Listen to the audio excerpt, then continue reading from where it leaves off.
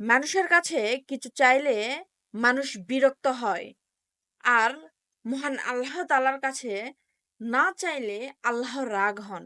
রাসূলুল্লাহ সাল্লাল্লাহু আলাইহি ওয়াসাল্লাম বলেছেন, যে ব্যক্তি আল্লাহর কাছে কিছু চায় না, আল্লাহ তার উপর রাগ হন। যে দোয়া করতে অলসতা করে তার সম্পর্কে রাসূলুল্লাহ সাল্লাল্লাহু আলাইহি ওয়াসাল্লাম বলেছেন, সবচেয়ে হতভাগ্য মানুষ হলো সে যে দোয়া করতে অলসতা করে।